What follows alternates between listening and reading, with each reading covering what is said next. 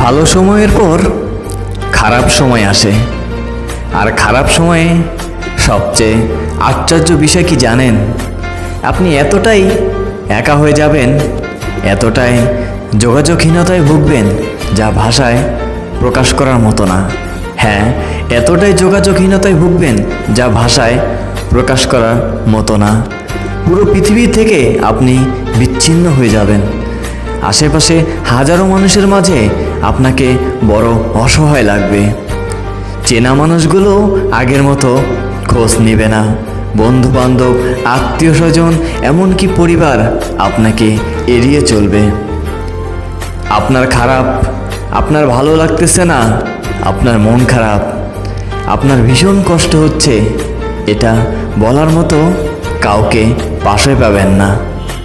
আপনার খারাপ সময়ে আপনার কষ্ট হচ্ছে, মন খারাপ, এটা বলার মতো কাউকে আপনি পাশে পাবেন না। কেউ থাকবে না আপনার পাশে। পৃথিবীর প্রয়োজন ফুরালে মানুষ পৃথিবীর মায়া ত্যাগ করে, আর কাছের মানুষের প্রয়োজন ফুরালে মানুষ খুব একা হয়ে যায়। আর এই একা হয়ে যাওয়ার মাঝে কি ভয়ানক মনের সাথে যুদ্ধ করতে হয়। নিজেকে ঠিক কতটা সামনে রেখে মানুষ দাঁত দিয়ে দাঁত কামড়ে নীরবে থাকে, তা বোধ হয় সৃষ্টিকর্তা ছাড়া আর কেউ ভালো বোঝেন না। চিরচেনা মানুষগুলো যখন অচেনা হয়ে যায়, যখন অচেনা রূপ দেখায়, তখন মানুষ নিজেকে সামলাতে পারে না, নিজের মনকে বোঝাতে পারে না। যাদের পাশে থাকার কথা ছিল,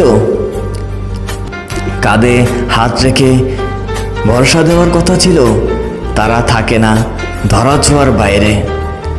এই পৃথিবীতে পুরোপুরি একা হয়ে যাওয়ার মাঝে অদ্ভুত এক যন্ত্রণা আছে। যাদের খারাপ সময়ে পাশে থাকার কথা ছিল, তারা আপনার পাশে নাই।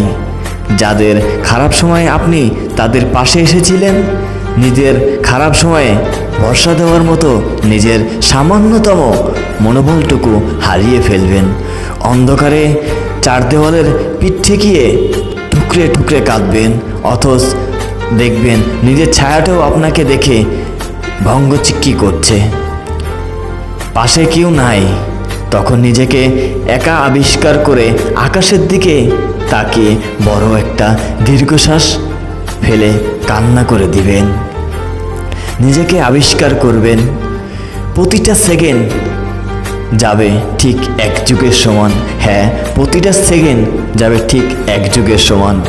দিন ঘুরিয়ে রাত এলো, রাত সহজে শেষ হতেই চাইবে না আপনার কাছে। বারবার মনে হবে সময়ের চাকাটা কেউ জানি টেনে ধরে আছে। হ্যাঁ, বারবার মনে হবে সময়ের চাকাটা কেউ জানি টেনে ধরে আছে। খারাপ সময়ে সবচেয়ে আশ্চর্যের বিষয় হলো এটাই, আপনি কাউকে পাশে পাবেন না। আপনি যার খারাপ সময়ে পাশে ছিলেন তাকেও পাবেন না। আপনি অনেক ভেঙে পড়বেন। ধন্যবাদ সবাইকে।